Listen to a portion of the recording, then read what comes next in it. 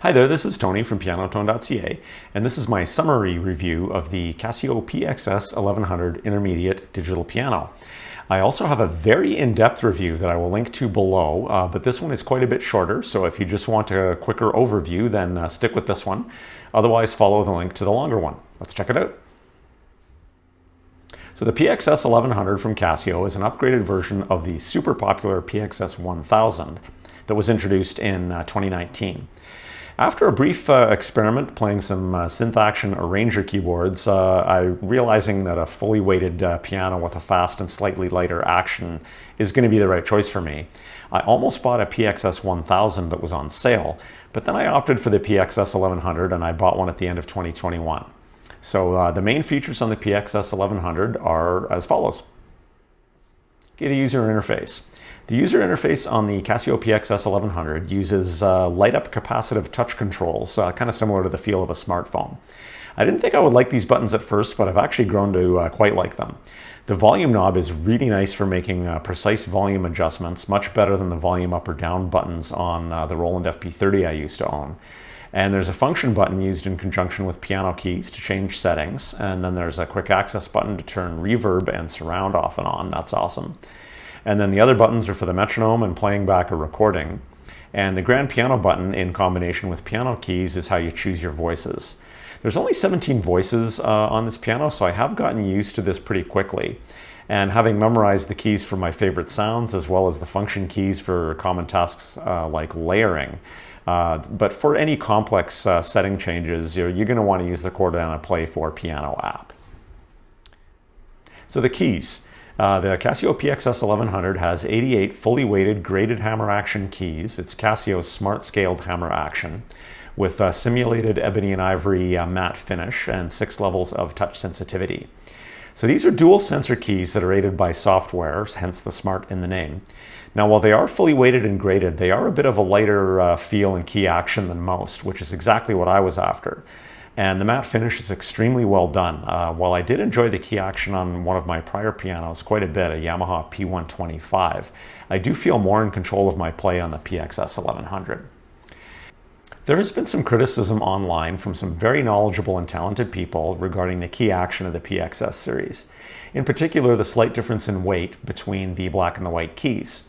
And yet some other very knowledgeable and talented people have said that they understand why Casio chose to do this, to minimize the issues of keys feeling heavier as you play towards the back of the key due to the shorter pivot point, which is caused by the super slim nature of this piano. And those people have also said that they didn't notice the issue, nor did it affect their enjoyment of the action.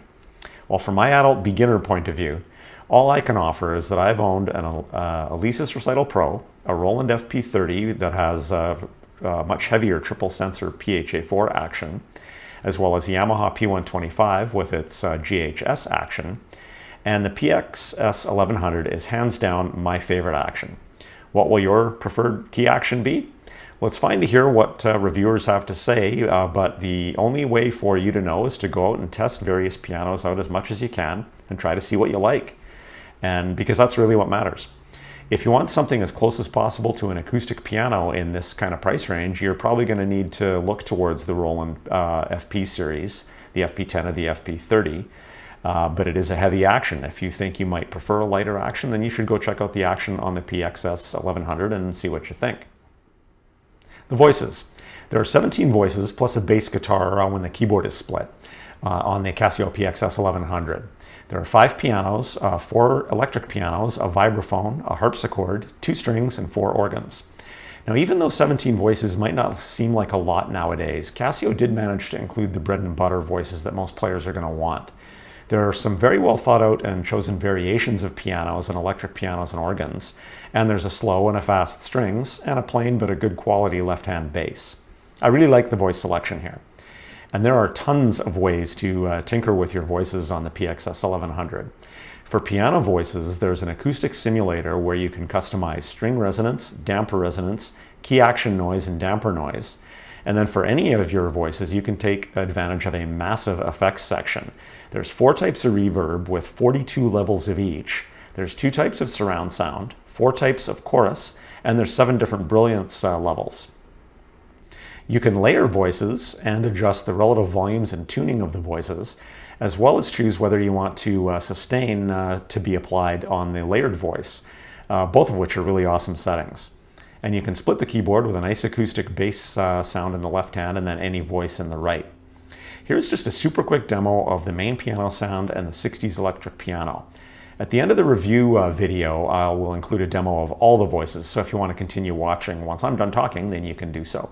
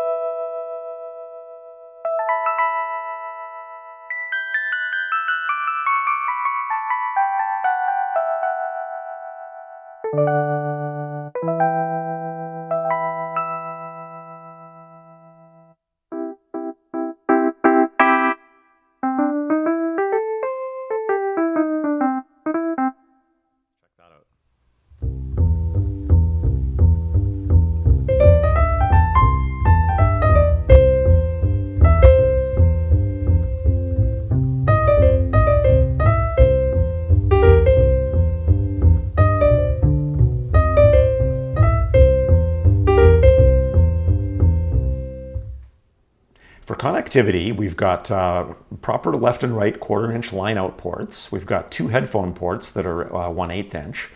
We've got a MIDI USB to device port, a 1/4 inch generic sustain pedal input, and a triple pedal port for use with the Casio SP34 triple pedal unit.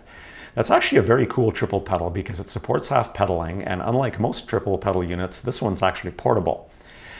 Then there's a USB Type A port. This is either to insert a flash drive that you can use to directly record audio in WAV format, so you don't need to have an external audio interface to record audio on this piano.